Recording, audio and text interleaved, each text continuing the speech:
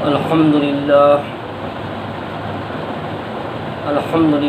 نحمده ونستعينه ونستغفره ونؤمن به ونتوكل عليه ونعوذ بالله من شرور أنفسنا ومن سيئات أعمالنا من يهده الله فلا مضل له ومن يضلل فلا هادي له ونشهد أن لا إله إلا الله وحده لا شريك له ونشهد أن سيدنا وشفيعنا وحبيبنا وبارك وسلم.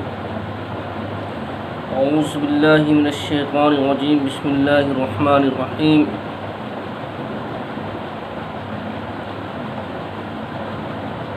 يا أيها الذين آمنوا اتقوا الله حق تقاته ولا تموتن إلا وأنتم مسلمون. صدق اللہ العظیم. میرے دینی بھائیوں اور دوستو، اللہ کا یہ فضل و کرم ہے کہ اللہ تبارک و تعالی ہمیں بھی اور آپ کو بھی اور پورے عالم اسلام کے لوگوں کو بھی اللہ تعالی اس مہلک مرض سے ہم تمام لوگوں کی حفاظت فرمائے، امن اور سلامتی اور امن کے ساتھ زندگی گزارنے کی اللہ ہمیں بھی اور سارے لوگوں کو توفیق نصیب عطا فرمائے. دینی بھائیوں اور دوستو، آج کتاب المعاملات معارف الحدیث حصہ ہفتم سے ہم نے چند حدیثوں کو جمع کرنے کی کوشش کی ہے اور چند حدیثوں کا مفہوم اور مطلب جو ہے بالکل واضح ہے. مزید انشاءاللہ کچھ تشریحات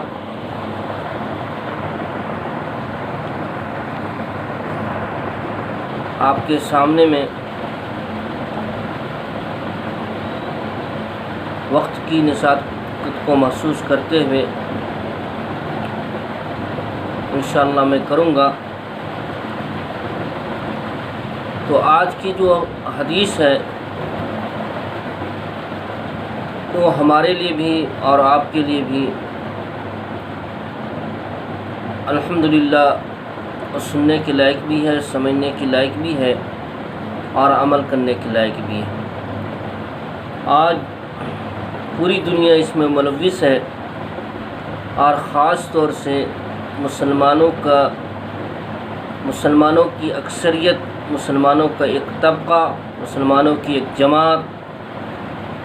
اس کام میں زیادہ ملوث ہے، جبکہ کتاب اللہ اور حدیث رسول اللہ صلی اللہ تعالی علیہ وسلم نے بہت ہی سختی کے ساتھ اس کو منع فرمایا ہے اور اس پر بہت ہی سخت وعیدیں نازل ہوئی ہے. علماء صالحین نے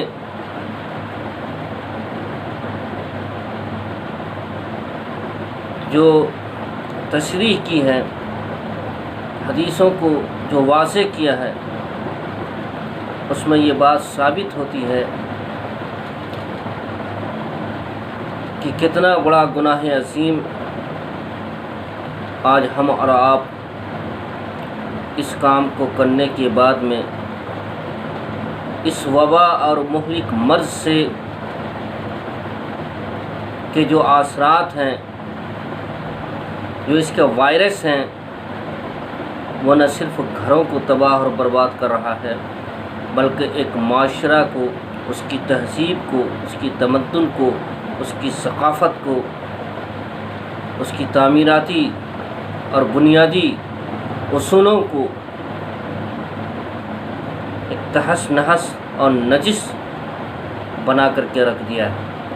تو آئیے سب سے پہلے ہم ان حدیثوں کو پڑھتے ہیں اور پھر سمجھنے کی الحمدللہ کوشش کرتے ہیں. حضرت ابو ہریرہ رضی اللہ تعالیٰ عنہ سے روایت ہے کہ رسول اللہ صلی اللہ علیہ وسلم نے ارشاد فرمایا کہ 7 مہلک اور تباہ کن گناہوں سے بچو. صحابہ نے عرض کیا کہ یا رسول اللہ وہ کون سے 7 گناہ ہیں؟ تو آپ صلی اللہ علیہ وسلم نے ارشاد فرمایا کہ اللہ کے ساتھ اس کی عبادت یا صفات یا افعال میں کسی کو شریک کرنا۔ نمبر ایک چیز یہ ہے کہ اللہ کے ساتھ کسی کو شریک کرنا، الشرک ظلم عظیم، یہ سب سے بڑا گناہ ہے۔ اور آپ لوگوں نے حدیث سنی بھی ہوگی، پڑھی بھی ہوگی کہ اللہ کے رسول صلی اللہ علیہ وسلم نے فرمایا کہ انسان سمندر کے جھانک کے برابر بھی اگر کوئی گناہ کر لے تو توبہ کا دروازہ کھلا ہوا ہے۔ جب وہ انسان سچے دل سے اور اچھے دل سے اور بہتر دل سے تائب ہو کر اگر وہ شخص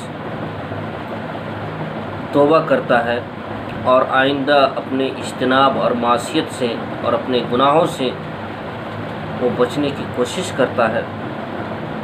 کہ آئندہ ہم جو عصیان کر رہے ہیں، جو گناہ کر رہے ہیں، وہ نہ کریں گے، اس سے اجتناب حاصل کریں گے، اور اللہ ہمیں راہ ہدایت کے نور سے اللہ تبارک تعالیٰ فیضیاب کرا دے۔ تو فرمایا کہ سمندر کے جھانک کے برابر بھی اگر وہ گناہ کرتا ہو اور صدق دل سے اگر وہ شخص توبہ کرتا ہو تو اللہ تبارک تعالیٰ اس کے گناہوں کو معاف فرما دیتے ہیں۔ اس کی بہت ساری دلیلیں بھی دی گئی اور بہت سے لوگوں کے تعلق سے بہت سے بزرگوں کے واقعات بھی اس معاملے میں ان کے دلائل کے طور پر پیش کیے گئے، جو ان کی ابتدائی زندگی کے اندر، نجی زندگی کے اندر جو انہوں نے کیا تھا، اور بعد میں چل کر کے وہ جب تائب ہوئے، جب اللہ کی دربار میں پہنچے، سرنگو ہوئے، سجدہ ریز ہوئے، کثرت سے انہوں نے تحلیل و تسبیح کی، تو اللہ تبارک و تعالیٰ نے ان کے گناہوں کو معاف کر دیا۔ بہرکیف میرا موضوع یہ آج کے لیے نہیں ہے، آگے جو حدیث کے اندر بتلایا گیا ہے وہ یہ ہے کہ نمبر دوسرا یہ ہے کہ سحر کرنا، جادو کرنا۔ تو انشاءاللہ یہ جادو کے تعلق سے بھی ہم کبھی آپ کو وضاحت کریں گے کہ کوئی شخص کسی کے گھروں کو تباہ کر رہا جادو کے ذریعے، چاہے وہ کالا جادو ہو یا مختلف قسم کے جادو جو چل چکے ہیں۔ آج کل لوگ ایک دوسرے کے دشمن بنے ہوئے ہیں اور دیکھنا نہیں چاہتے ہیں، ان کے گھروں کو برباد کرنا چاہتے ہیں، ان کی زندگی کو تباہ کن کرنا چاہتے ہیں۔ تو اللہ تبارک تعالیٰ ایسے لوگوں سے ہماری بھی حفاظت فرمائے۔ تو نمبر دو چیز ہے کہ جادو کرنا اور ناحق کسی آدمی کو قتل کرنا۔ کسی معصوم کو آپ نے قتل کر دیا جو بیچارہ غلطی نہیں کیا تھا، معصوم تھا، اور آپ کو معلوم ہونا چاہیے کہ آپ اگر تاریخ کی کتابوں کو پڑھیے گا تو آپ کو پتہ چلے گا کہ اللہ کے رسول صلی اللہ تعالیٰ علیہ وسلم جب ایک فاتحانہ شان سے مکے میں داخل ہوئے اور صحابہ کی زبان اقدس سے جب یہ جملے نکلے تھے، الیوم یوم المرحمہ، تو اللہ کے رسول صلی اللہ علیہ وسلم نے فرمایا کہ الیوم یوم الرحمہ، آج کا دن رحمت کا دن۔ آج کا دن جو شخص مکی کے اندر چلا جائے وہ مامون ہے۔ آج کا دن جو شخص ابو سفیان کے گھر میں چلا جائے وہ بھی مامون ہے۔ اور اللہ کے رسول صلی اللہ علیہ وسلم جو رحمت للعالمین، شفیع المذنبین، اللہ تعالی ہم تمام لوگوں کو ایمان پر قائم رکھے اور دائم رکھے، ہم ان کی امتی ہیں، آخری وقت تک اللہ تعالی ہمیں اور آپ کو کلمہ نصیب عطا فرمائے۔ کتنا پیارا اور اچھا جملہ آپ صلی اللہ علیہ وسلم نے فرمایا کہ آج کے دن بوڑھے بھی محفوظ ہیں، آج کے دن عورتیں بھی محفوظ ہیں، آج کے دن بچے بھی محفوظ ہیں، کسی پر بھی ذرہ برابر بھی ظلم نہیں کیا جائے گا، اور نہ کوئی شخص آج کے دن ظلم کا شکار ہوگا۔ کتنا پیارا درس اور سبق ہم تمام لوگوں کے لیے ہے۔ لیکن افسوس کی بات یہی ہے کہ آج ہم لوگوں کو ہو کیا گیا ہے۔ آج ہم لوگ مذہب اسلام کے ماننے والے ہیں، اس کے فالوور ہیں، لیکن آج کہاں بھٹک رہے ہیں۔ اللہ ہماری حفاظت کرے۔ نمبر 3 جو ہے وہ سود کھانا ہے۔ میرا موضوع دراصل جو ہے یہ سود ہی پر ہے، اور ویڈیو بہت ہی لمبی بن چکی ہے، تقریباً نظر نہیں آتا ہے، یعنی کچھ ہمارے پاس میں آلات کی کمی ہونے کی وجہ سے میں معذرت خواہ ہوں۔ انشاءاللہ قریب اللہ نے چاہا اس کی دربار سے انشاءاللہ امید ہے کہ سارے چیز اللہ تعالی ہمیں مہیا عطا کر دے گا، اور پھر ہم آپ تک اچھی اور بہتر اور سلیقے سے انشاءاللہ پہنچنے کی کوشش کریں گے۔ تو اس حدیث کے اندر جن گناہوں سے بچنے کی تاکید فرمائی گی، یہ شدید ترین اور خبیث ترین کبیرہ گناہوں میں رسول اللہ صلی اللہ علیہ وسلم نے ان کو موبقات فرمایا، یعنی آدمی کو اور اس کی ایمانی روح کو ہلاک و برباد کر دینے والی۔ ان میں آپ نے شرک اور سحر اور قتل ناحق کے بعد اکل ربا کا تذکرہ فرمایا، سود لینے اور کھانے کا ذکر فرمایا، اور اس کو روح ایمانی کے لیے قاتل اور مہلک بتلایا۔ ایک انسان غور کرنے کی بات ہے کہ سود لیتا ہے یا سود کھاتا ہے، یا سود کا وہ کاتب ہے، یعنی لکھتا ہے سود کو لینے کے لیے اور دینے کے لیے، اور اگر کوئی کاتب اس کا لکھتا ہے تب بھی یہ بہت ہی بڑا گناہ ہے، اور ایسا گناہ ہے، یا ایسا مرض ہے، یا ایسی بیماری ہے، یا ایسا ناسور ہے، اور یہ ایسا جان لیوا ہے کہ لگتا یہی ہے تھوڑی دیر کے لیے کہ ایک انسان سود کا کاروبار کرنے والا، سود کے اوپر پیسہ کو لینے والا، اور سودی زندگی کے اوپر زندگی بسر کرنے والا، وہ کتنا بڑا ہی مالدار شخص کیوں نہ بن جائے، کتنا بڑا ہی کروڑپتی کیوں نہ بن جائے، لیکن اس شخص کے تعلق سے نبی علیہ الصلوۃ والسلام نے جو باتیں بتلائی ہیں اور جو پیشن گوئی دی ہے، آگے چل کر کے نبی علیہ الصلوۃ والسلام نے جو حدیثوں کے اندر جو ہے نا وضاحت فرمائی ہے، اور صاحب کتاب نے جو اس کا تذکرہ کیا ہے، انشاءاللہ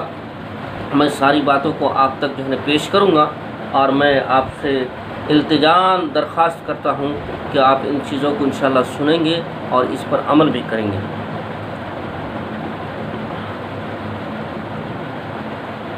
اس دنیا میں زمین سے پیدا ہونے والی چیزیں، دواؤں، غذا وغیرہ کے خاص بیان کرتے ہیں کہ فلاں چیز میں یہ خاصیت اور تاثیر ہے، اور فلاں چیز کے اندر یہ چیزیں ٹھیک کرنے کی صلاحیت رکھتی ہے، یہ اجناس فلاں کاموں کے اندر جو ہے نا کام کرتی ہیں، یہ دوائیں فلاں کام کے اندر کرتی ہیں۔ آپ ان دواؤں کو یا ان اجناسوں کو یا اس طریقے سے ان غذاؤں کو اگر آپ غلط استعمال کریں گے تو ہو سکتا ہے کہ آپ کے لیے وبال جان بھی بن سکتی ہے، اور مصیبت سے آپ دوچار بھی ہو سکتے ہیں، اور اپنی جان کے لیے بھی آپ کو خطرہ بن سکتا ہے، کیونکہ آپ نے اس کا غلط استعمال کیا۔ اسی طریقے سے فرمایا گیا ہے کہ سود انسان کے اعمال کو ویسے ہی تباہ و برباد کر دیتا ہے اور خاکستر کر دیتا ہے اور خاک میں ملا دیتا ہے، کہ اس کی پوری تقوی اور اس کی طہارت اور اس کی پاکیزگی اور اس کے اعمال اس کے لیے تباہ اور برباد ہو جاتا ہے۔ یعنی ایک اور سختی کے ساتھ میں یہ ہے